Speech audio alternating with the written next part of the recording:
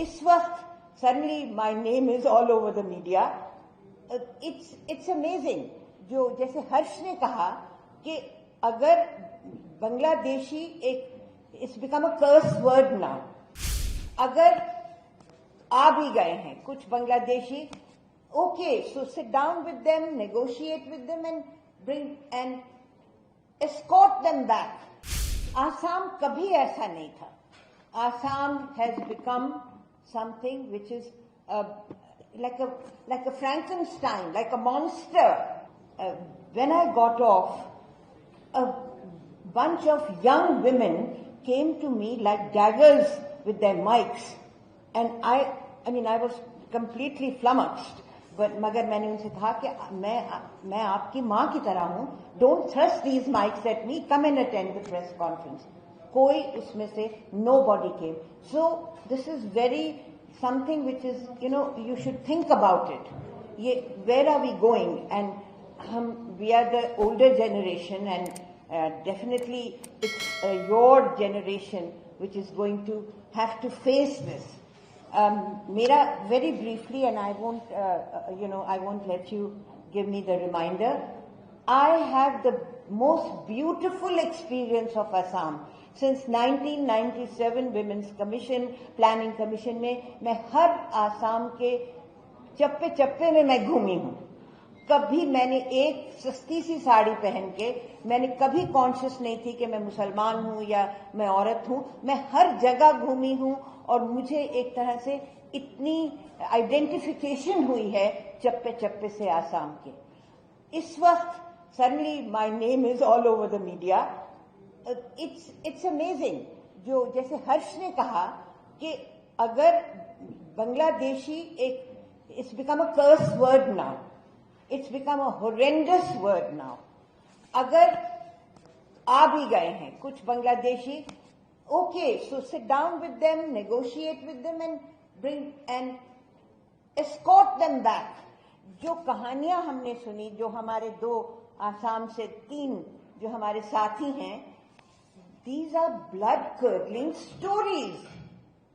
एक बच्चा, एक माँ, एक pregnant woman, this is something which is absolutely unforgivable and unbelievable. Assam kabhi aisa nahi tha. Assam has become something which is like a Frankenstein, like a monster. And जैसे हर्ष ने कहा, अपूर्वा ने कहा, ये एक खतरनाक जगह हो गई है. तो मैं बस यही कह सकती हूँ कि द विंडिक्टिवनेस मुसलमानों के खिलाफ, और कभी आसाम में मियाँ मियाँ कहते थे, मगर आमतौर से मियाँ कहते थे इन अ नाइस सेंस, मगर अब मियाँ का लफ्ज जो है it is like a curse word.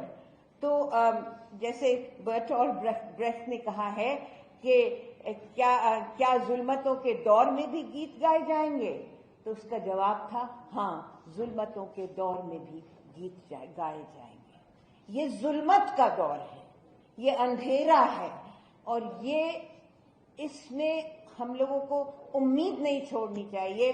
हर्ष डटे हुए हैं, प्रशांत डटे हुए हैं, गोपाल डटे हुए हैं, अपूर्वा हर जगह मौजूद हैं. आप में से कितने लोग जो हैं, मेरे सामने सफूरा बैठी हैं, उन्होंने तो एक तजुर्बा, इन्होंने इतना फर्स्ट हैंड एक्सपीरियंस उनको हुआ है. पैम फिलिपोज बैठी हैं जिन्होंने अपने कलम के जरिए से जगह जगह चप्पे चप्पे पे ये बात फैलाई है. हमको कभी उम्मीद नहीं छोड़नी चाहिए. जैसे अल्लामा इकबाल, भाई वो भी अल्लामा इकबाल हिंदुस्तान के भी थे, पाकिस्तान के भी थे, मगर उन्होंने ये कहा था कि खुदा के बंदे तो हैं हजारों, खुदा के बंदे तो हैं हजारों, बनों में फिरते हैं मारे मारे. मैं उसकी बंदी बनूंगी जिसको खुदा के बंदों से प्यार हो. ये मोहब्बत, ये एक तरह से ह्यूमैनिटी, ह्यूमनिज्म, गंगा जमनी तहजीब, ये कल्चर, ये तहजीब, ये हम कहाँ छोड़ आए. और जिस तरह से विंडिक्टिवली इस वक्त सोशल मीडिया जिस तरह से they are throwing daggers at us, and we will not we will not be able to, we will not tolerate it. We will stand with the people, the Muslims, the non-Muslims of Assam. There are many, many non-Muslims of Assam who are standing with the Muslims. तो उनके जरिए से, उनके eclecticism से we need to take our lessons to understand, and we have to say that